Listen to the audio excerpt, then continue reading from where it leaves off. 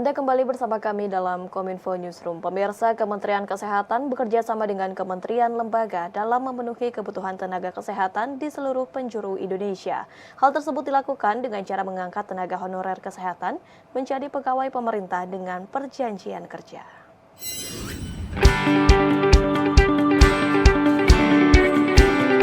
Dalam keterangan pers di kanal YouTube Kementerian Kesehatan, Dirjen Tenaga Kesehatan Kemenkes Ariyanti Anaya menyebut, dalam memenuhi kebutuhan tenaga kesehatan di seluruh penjuru Indonesia, Kemenkes adakan pemerataan tenaga kesehatan dengan mengangkat honorer menjadi P3K. Pengangkatan tenaga honorer menjadi ASN P3K ini adalah sebagai upaya pemenuhan pemerataan tenaga kesehatan, khususnya ke daerah terpencil. Pemenuhan kebutuhan tenaga kesehatan ini dimulai dari pendataan kebutuhan informasi tenaga kesehatan di tingkat pemerintah daerah. Nantinya, Kementerian Kesehatan akan memberikan data informasi kebutuhan tersebut kepada Kemenpan RB untuk dikoordinasikan dengan Kemendagri dan Kemenku. Pada perekrutan P3K Tenaga Kesehatan 2022, formasi akhir dari tenaga honorer yang akan diangkat menjadi P3K sebanyak 88.370 orang. Dirjen Tenaga Kesehatan Kemenkes merinci 8 nakes di fasilitas kesehatan tingkat pertama adalah dokter umum, dokter gigi, perawat, bidan, apoteker, ahli gizi, kesling, kemudian kesehatan masyarakat atau promkes, dan tenaga laboratorium. Tentunya masih banyaknya honorer ya, kalaupun terekrut 80.000 ini. 80.000 ini untuk apa? Pengisian honorer ini untuk mengisi 9 jenis tenaga kesehatan yang ada di puskesmas yang sesuai standar dan 7 jenis dokter spesialis yang harus ada di RSUD. Nah, tentunya dengan masih banyaknya kebutuhan dari honorer ini, kita berharap 2023 masih ada kesempatan yang diberikan untuk penambahan perekrutan P3K khususnya tenaga kesehatan. Juru bicara pemerintah untuk COVID-19 Reisa Broto Asmoro mengimbau warga lanjut usia untuk segera mendapatkan vaksin booster kedua COVID-19 sebab lansia sangat beresiko karena kasus COVID-19 terus naik. Juru bicara pemerintah untuk COVID-19 Reisa Broto Asmoro meminta setiap keluarga untuk segera mengajak lansia mendapatkan suntikan vaksin booster kedua untuk menekan keparahan dan risiko kematian dalam menghadapi COVID-19. Berdasarkan riset dan monitoring yang dilakukan pemerintah, vaksin booster sangat penting untuk melindungi lansia karena mayoritas pasien COVID-19 yang dirawat dengan kondisi berat hingga kritis di rumah sakit dan yang telah meninggal dunia merupakan pasien yang tidak divaksin. Dalam periode 4 Oktober hingga 8 November 2022, dari sebanyak 27.082 pasien terkonfirmasi positif COVID-19 yang mendapatkan perawatan di rumah sakit, sebanyak 10.639 pasien memiliki gejala sedang berat hingga kritis dan 74% diantaranya belum melakukan vaksinasi booster. Mengingat manfaat dari vaksin dalam membentuk antibodi, Dr. Reisa menyarankan semua keluarga untuk segera mengantarkan lansia mendapatkan booster kedua. Melihat fakta tersebut, jangan abaikan kesempatan untuk memproteksi diri dengan melakukan vaksinasi booster dan vaksinasi booster kedua untuk lansia. Maka mari ajak, antar, kita temani orang tua, kakek nenek, sanak saudara kita, teman, tetangga untuk segera melengkapi vaksinasi booster dan booster keduanya. Presiden Joko Widodo menerima suntikan vaksin booster COVID-19 di Istana Kepresidenan Bogor, Jawa Barat. Presiden mengimbau seluruh masyarakat untuk segera melakukan vaksinasi booster.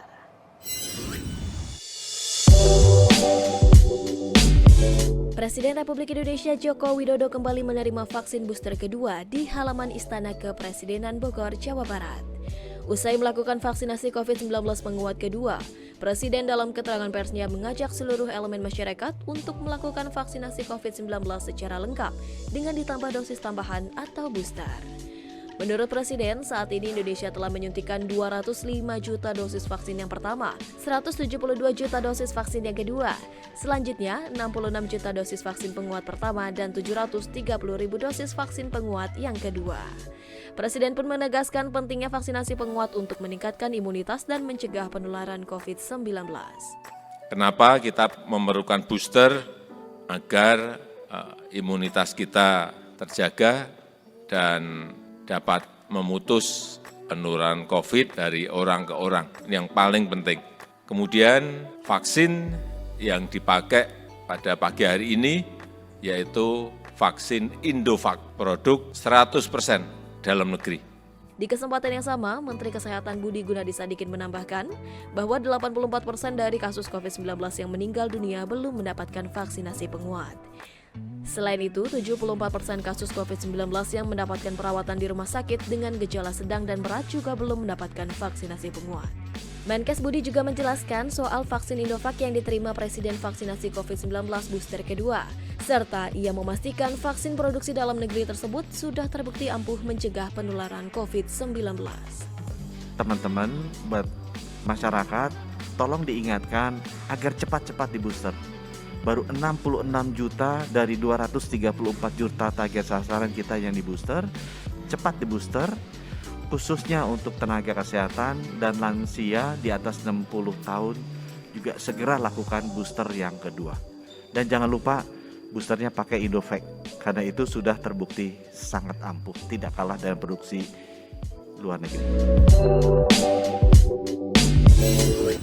Usai melakukan vaksinasi booster, Presiden Joko Widodo melakukan kunjungan kedua di lokasi bencana Cianjur, Jawa Barat. Kedatangan Presiden ke Kampung Cigenang dan Desa Cijedil, Kecamatan Cigenang, Kabupaten Cianjur ini untuk memantau proses evakuasi warga.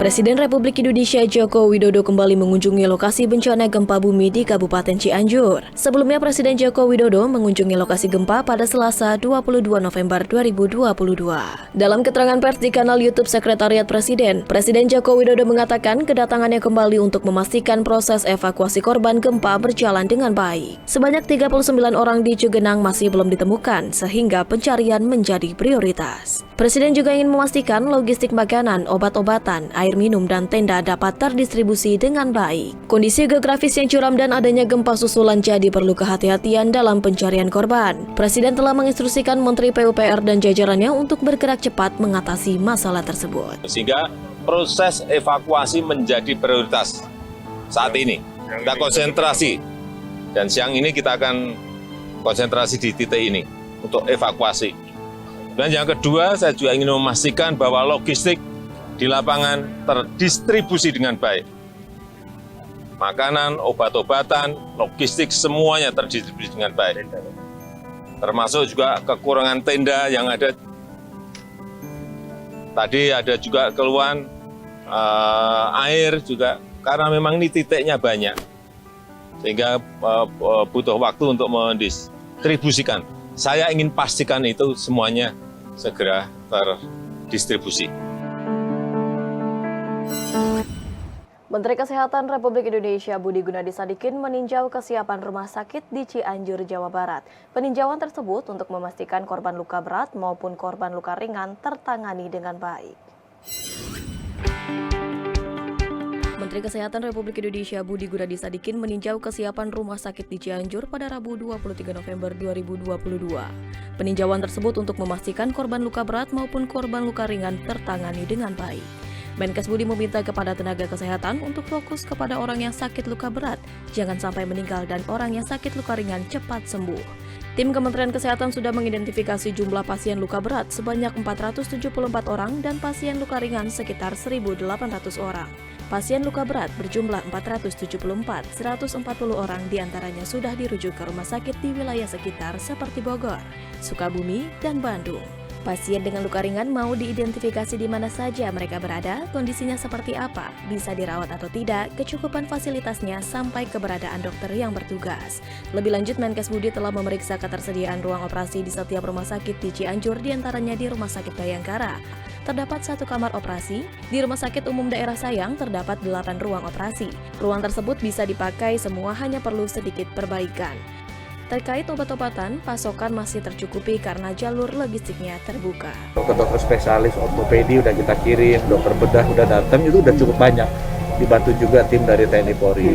Nah sekarang yang kurang adalah tempat operasinya, karena ini mesti dioperasi. Dan saya minta operasinya cepet deh, kalau bisa 3 hari selesai. Dan kebetulan karena logistiknya kan udah jalan, jadi semua obat-obatan, pen-pen, Yang paling banyak dibutuhkan pin-pin yang belum patah itu bisa. Dan kita beralih ke informasi lainnya pemirsa, sebagai bentuk apresiasi atas hasil kerja humas pemerintah terkait promosi presidensi G20 Indonesia.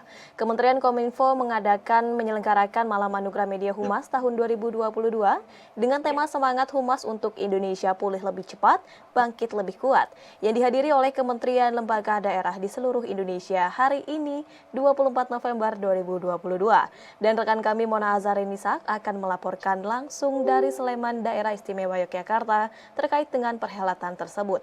Mona, silakan dengan laporan Anda.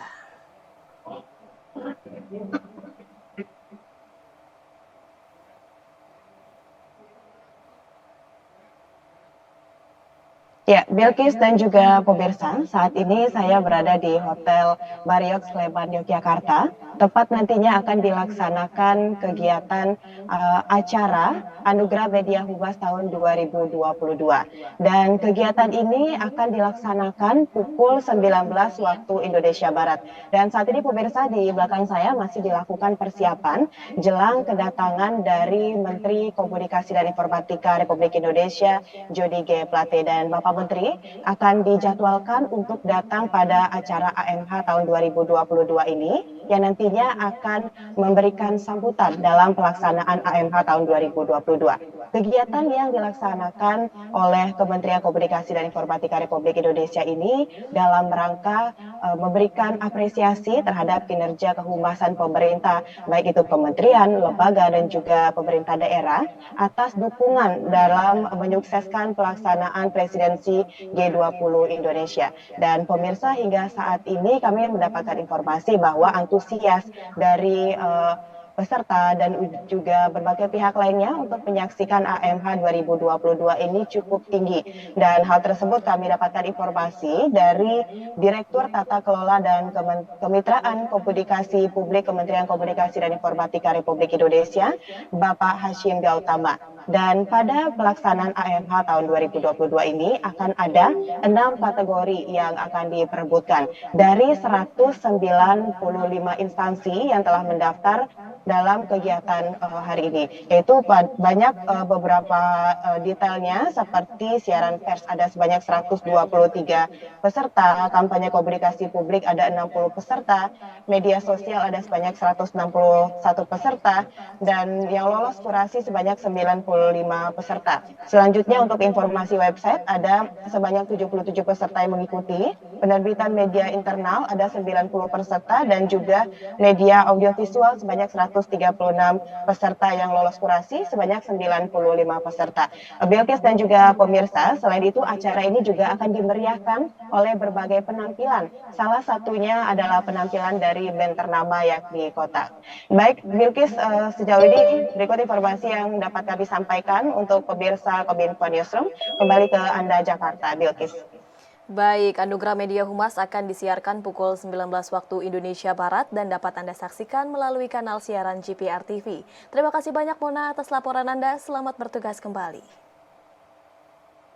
Pemirsa, kami akan kembali dengan informasi rancangan pengaturan sistem komunikasi publik nasional. Tetaplah bersama kami dalam Kominfo Newsroom.